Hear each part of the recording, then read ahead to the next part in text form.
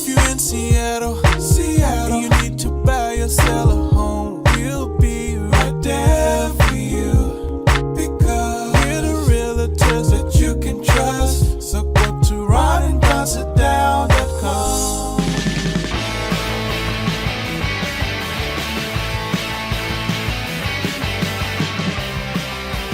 You're listening to The Ron and Don Show on the Ron and Don Radio Network. Hey, you guys, what's going on? Happy Friday. Welcome to another edition of the Ron and Don Show. Don't forget, through the week, you get the Ron and Don Show. Kind of like what we used to do in Cairo, news, talk, sports, and a little humor when we can find some. But on Friday, we like to talk real estate. You know, as real estate brokers here in Washington State, about 24% of real estate brokers actually did a deal last year. So a lot of folks have a license. It's kind of part-time. They don't see this as a full-time business, and we certainly do. So if you're buying, selling, investing, please reach out. And can we stop the program for a moment? Stop the show. Two shows in a row. You stopped it before we started. What did you eat this morning? I had a crab omelet this morning. You had garlic on it. Yeah, garlic aioli. Boy, did you. You're a super smeller, so I'll give you my coffee breath should be overtaking the garlic It's not. at any time. It's not. All right. Don is a super smeller. Your son is a super smeller. I got through the first hour of the other show, but I had to say something. Hey, garlic. You know what they say? Garlic omelet. Smell something, say something. I stand behind the little garlic aioli in the omelet. Oh. It's delicious. Man, my son did this to me at the game the other night. He's like, I'm going to go get some fries. He comes back with garlic fries. When I used to be the sideline reporter and you and I did this for the Oakland Raiders, the whole stadium, it was called Networks Associates Coliseum. We called it the Net Ass. The Net Ass smelled like just one big box of garlic fries. Remember that? Gallons of that garlic. That's what it smelled like when he came back to the seats. So I got drunk Carl and drunk Mike on one side and the other with their drunk friends, and then garlic boy. And then I have my son just pounding the garlic fries, and then you can't shake that. That lingers like a day. All right, I apologize. And now I get it from you. I got barrels, piece of gum, and the car. All right, when we're done here. All right, listen up now. Ron has a very important announcement about about reverse mortgages. Go ahead, Ron. So Are we sitting through the whole thing? We're not going to sit through the whole theme this time? No, we don't have time for the theme. Yeah, we do. What was the theme called? Let's have the theme. And edit none of this. Edit none of it. All right. Leave it all Ron in. explains. Okay. You got it, Matt? Yeah, can you throw it a little bit better than that? Hey, Matt, can you play the Ron Explains theme song? Throw it to the audience. Like it's not. I thought. Oh, it's time for Ron Explains. Ron's got a map in his pocket, a chalkboard brain that won't stop it. Why's the sky blue? Why's the grass green? He's the sharpest know-it-all you've ever seen. Ron explains, Ron explains, from the cosmos to your drain. Big or small, he's got the brains. Don't you worry, Ron explains. Okay, so today we're talking reverse mortgages, and what had happened was I got a request for a sit down. Went and did the sit down. I'm going to anonymize this person because the details are going to apply to a lot of people. Let's call this person Matt. Let's call this person Matt. Yeah. It was a woman, but we'll call let's call him Dumbass Matt. Let's do Gladys. How about that? So Gladys was in her late 80s, and she has a reverse mortgage, and she wanted to see what her options was. So when the call started, here's what Gladys thought. She's like, hey, she tells me her story. About 15 years ago, her husband's health started to fail, didn't have great insurance, and so they consumed their cash money that they had to try to pay his health bills. And then he passed away, and she was with the house that was free and clear. Oh. And she decided to take out a reverse mortgage. So now, we'll get to the numbers in a minute. But what Gladys wanted to do is she says, hey, I've heard you and Don talking. I think I should build a day-do on my lot, 'cause it's a pretty big lot. And then I could move into the day-do and rent out the house, and that will continue to generate money for me until I pass away. In her late 80s, she said, or I have family out of state, and so I can wrap this deal up here because it has stairs, and I'm getting up there in age. I'll take all my money and go buy a place out of state that's a single level and just be free and clear. So that was what her main question was. It's smart. And I said, you know what, Gladys, this is great. Let's start to look into the numbers and see if if this can happen. She says, awesome. So she sends me her reverse mortgage statement. And here's where I had a real tough conversation with Gladys. And we're going to go to the board here. So if you want to watch on video, because you want to see this, it's Spotify video or our YouTube channel. So the house as it sits right now, we believe is worth somewhere around $750,000. As it sits today, a $750,000 house, and it has quite a bit of deferred maintenance that needs to be done on this house. She said, I only took out a $220,000 reverse mortgage. So 13 years ago, they borrowed $220,000 against a house that was paid for. So in 2012, this house is free and clear. She takes out $220,000. Now, when you look at the statement is she owes $505,000 now, and she's taken out no more money. Okay. And so just to go over these numbers, the interest over these past 13 years on the $200K is $200K, because Don talks all the time about the magic of compound interest when you're saving for like his son's account. This works in reverse because we're talking reverse mortgage. The interest is compounding against you in this position. Her MIP, which is a mortgage insurance that the reverse mortgage company requires you to have, is a 0.5%. Which is just a garbage fee. That's what it is. Such a garbage Around $35,000 in MIP fees. Man. The servicing fees have been around $5K, and your upfront costs, which is your closing costs, the title report, your appraisal, all of the prepaid interest you have, was around $45,000. So you add all this up. She took out $220,000. She now owes $505,000. So if you look at this little pie chart that I made here, here's the $750,000 house now. She has around $245,000. And if she sells that house, she still has to pay her real estate fees, her taxes, the escrow tax, the title fee, all of the normal fees that you would pay when you sell a house. These folks are going to hold on to the reverse mortgage is going to hold on to this as long as they can. So that'll probably be more like $525,000 by the time she would sell it. Plus, you have to pay for it's a hard market. Just depending on where you're at, you're going to have to spend money to sell the house. Right, exactly. Because you said it had deferred maintenance. It has deferred maintenance because she's been in it for decades. So she's probably going to walk away with under $200,000. So we looked at the houses in the city out of town. If she sold right now. She gets out now. So if she sold right now, we looked at the houses where her family is out of state. There's nothing besides a double wide trailer that you could get for the amount of money she has in this house.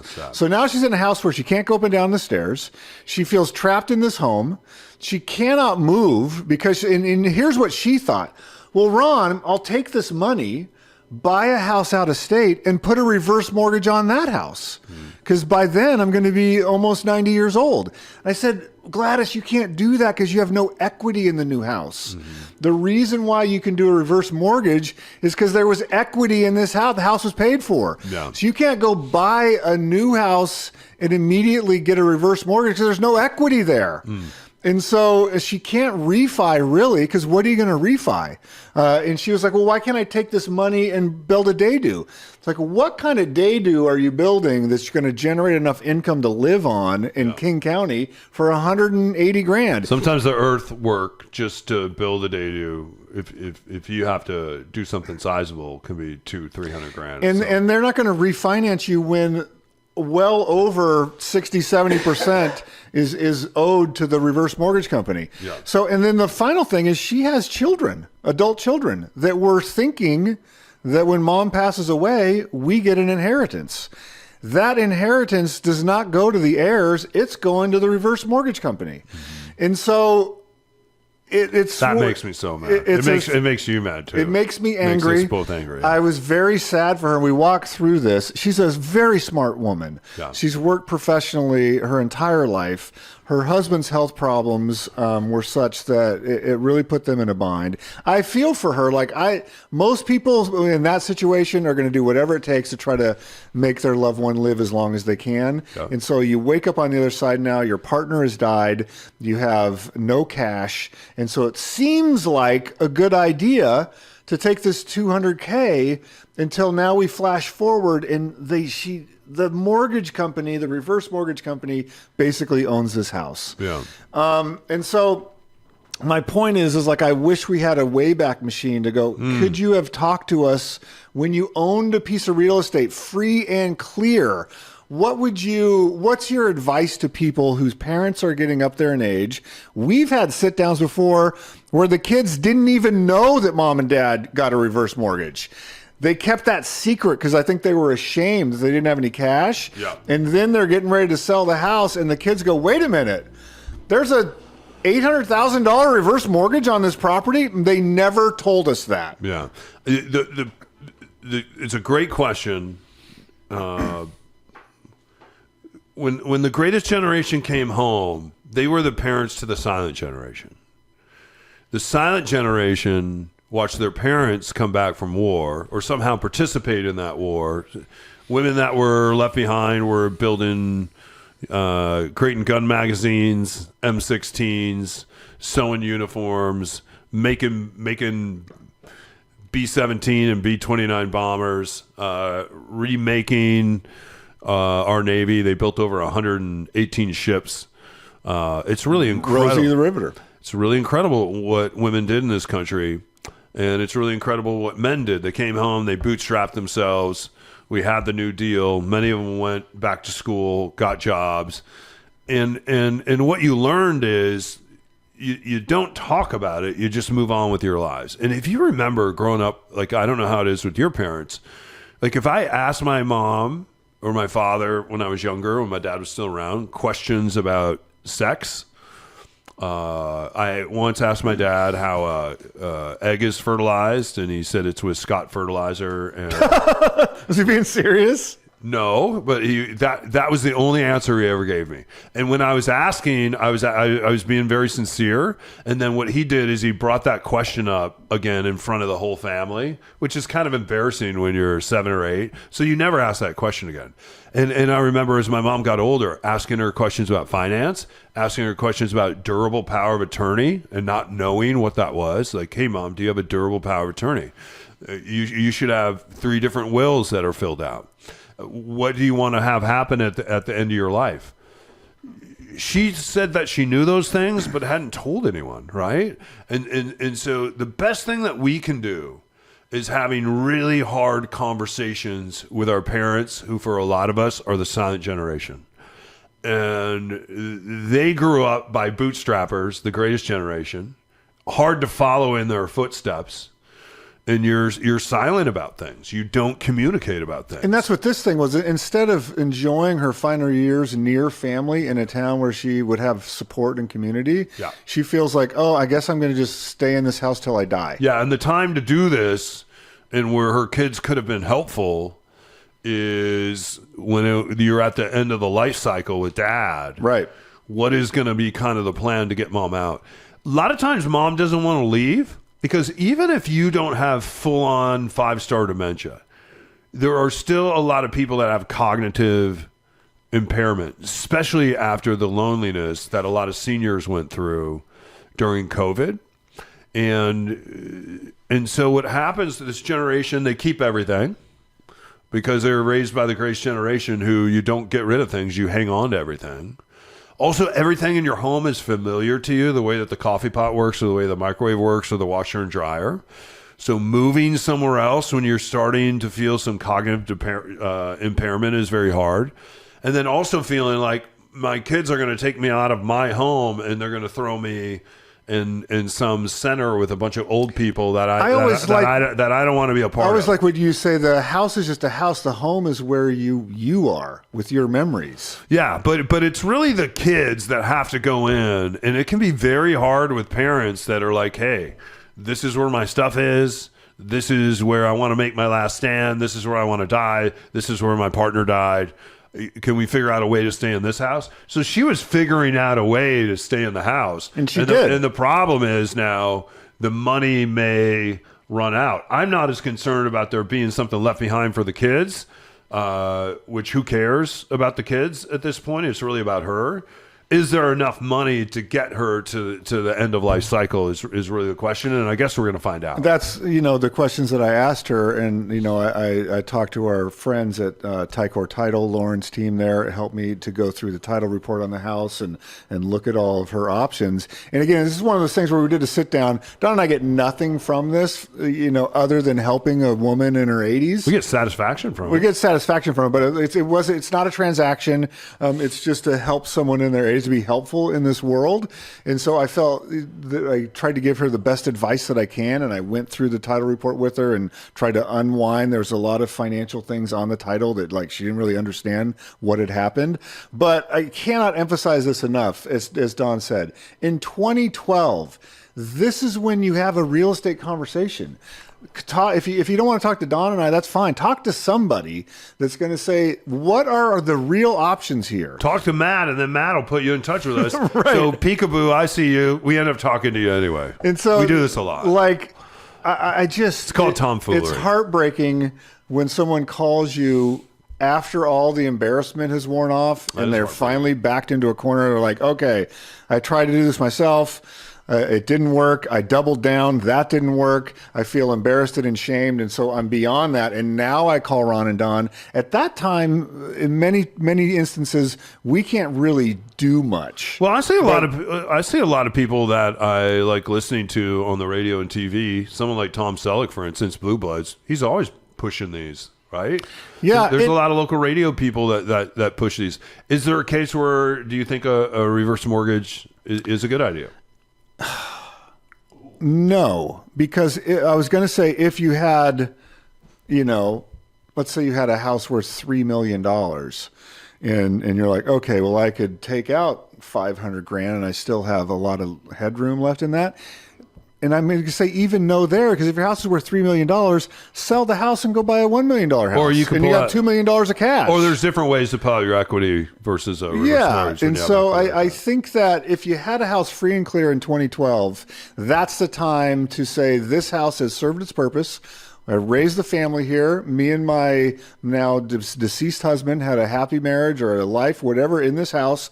I'm going to now take this gift, this piece of real estate that has grown in value, and now I'm going to use this for the third chapter of my life and say, how do I deploy this in a way to where I can live and enjoy these years and not have it become a burden to everybody? So now this person's in a quandary, and I would love to be able to assist, but she can't afford to go move out of state without family members helping her. Yeah. Because there's just not enough money left over. Best thing you can do with the silent generation is ask them, just start the questions with, do you have your 3 wills?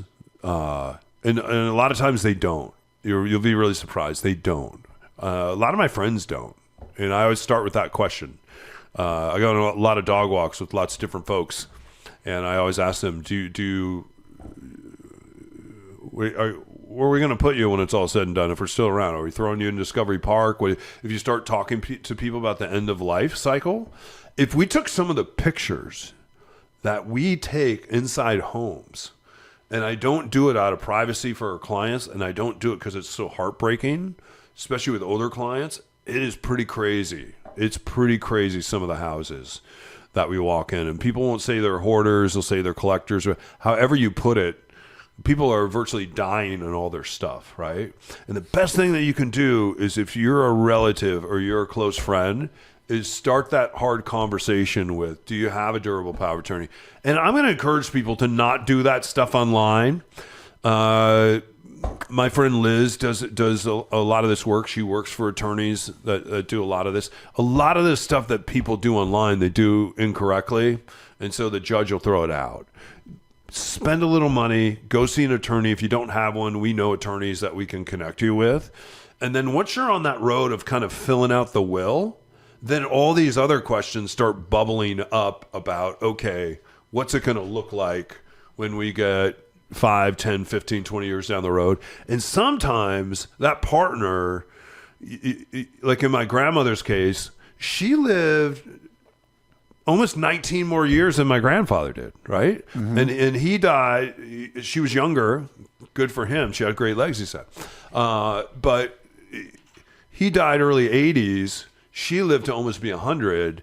It was a good thing that these conversations had actually happened inside my family, so there could be a plan for her. But kudos to your grandfather for he had more assets than just a house. Yep. Your grandfather had set some things up that lasted beyond his lifespan. Oh, yeah. So like that, he did a very good job. So my point in all this is I don't personally believe that reverse mortgages are a great solution for the vast majority of people. Maybe there's a couple cases out there, but they are the exception, not the rule. I think there are other things you can do with your real estate if you're willing to do the deep work of your attachment to the house, your attachment to possessions, your attachment to tying memories to the physical building. That's some deep emotional work. And if you're willing to go through that, there is a place on the other side. And I just remember a woman that we helped in the South Sound that is now in a different place. Her husband passed away. She's loving it. She's got a group of ladies that they go to wine club once a week. They do field trips. She's having a ball. She's loving that he died? She's loving that she got out of that house and Yeah. is now around some supportive community. Yeah. And so there are ways to do this. And this is something that I think we've met with many families where the children are now facing this dilemma. So let's get out in front of it early, because once it's too late, the reverse mortgage company owns this house. And if you have brothers and sisters, get all them on the same page before you go meet with mom and dad. Who knows? Maybe you're a niece or nephew or something like that. You're going to intervene. Get everybody else in the family on board, because sometimes when you're the first one that starts asking these questions, people sometimes in the family or their friends will say, well, they're after the money. Right. What's the angle? What's the angle? You're after the money. We see that all the time, and it's like Don's angle shooting for the money. it's like, I am after the money. I want to make sure that there's enough money here when it's all said and done to get my loved one to wherever it is they're going. So it is about the money. It's not your money. Not about your and life is so expensive now. Everything at the grocery store is $10. It just starts. I got a little thing of fruit last night. It was like $19. You go into Safeway just to buy some sandwich meat. I bought some turkey last night for my son's wrestling. Just a little bit of sandwich meat was $15 last night. That shirt that I gave you for free, the wrestling shirt you have on, Lincoln Links, wrestling team 1907, that was $125. You're welcome. All right, so let's do a sit down. Like, this comes from a genuine place for Don and I. I do not like it at all when old folks are taken advantage of, whether it's in a reverse mortgage or when you get that letter that looks like it was handwritten and you sell your house for the assessed tax value. Those sort of things piss me off to no end. We should do better for our folks that are getting up there in age, and one way to do that is to start planning sooner than later. Aren't we getting up there in age? Not to this. We're not in our late 80s. We're not Gladys's yet. No, we're not in our late 80s. Interesting you picked Gladys. A lot of those old names like Dorothy's is coming back. Gladys is not. I know, that's coming why I back. picked it. It's not coming back. That's why I picked Winifred. Yeah. And then nobody is named Ron, Don, or Steve. Or Matt. Anymore. Nobody. Yeah. Like no one. Zero. Like we'll go to my son's wrestling match tonight, or go to a football game and you look at the roster. We're the Gladys of 2026. It's all north of Declan's. Declan. right. Declan. It's a great name. Otto, Declan. Henry is real popular. Hey, you guys, thanks for listening to this episode of the Ron and Don Show. Every Friday, we talk a bit of real estate, and we also talk a little smack. I don't know if we talk much smack today. Garlic smack. I can't wait to get out of here. We were going to go have lunch. No garlic. Okay. Okay. People want to get in touch with us. How can they? RonandDonSitDown.com. We can hopefully assist you and make some really good decisions about your loved ones. Buying, selling, investing. This is a great year, you guys, in 2026. It really is a great year to go out and buy a fixer, which we just did with a client of ours, bringing some really cool properties to market, but you have to make sure that they're on point in order to get max dollars. And as you see rates coming down, people are going to be in the market again, and you want to make sure that you're in the market with a good real estate agent, because it's really going to come down to strategy, and it's going to come down to negotiation. I'm always amazed that when people hire us, they never ask us about our negotiation skills, ever. That's the most important skill that you have. and nobody asked about it. And it's probably the greatest. It's my greatest achievement. Is negotiation. Nobody, and then we get in the negotiation. They're like, "Wow, you're really I negotiating." thought your greatest achievement were those Ray-Bans. Which Ray-Bans? The ones you're wearing now. Pretty big achievement. Oh, thank you. Yeah. All right, you guys, if you need us, ronanddonsitdown.com. Let's sit down today. We'll do it virtually, and then we'll come out and see you, and we'll even bring you. I sat down with Ron and Don coffee mug that's hopefully not full of hot coffee because that. All right. Our thanks to Matt today. Our thanks to Gunnar, the 7-year-old version of him being our station voice. Charlie's the mascot. He's Ron. I'm Don. Follow us on social media. Ron Upshaw and Don O'Neill. Till next time. We're going to listen to the Ron and Don Show all day on the Ron and Don Radio Network. Go Hawks! Unless they lost the NFC Championship. Then we moved on. So, yes. Well, that's it. Show's over. We'll see you next time on the Ron and Don Radio Network.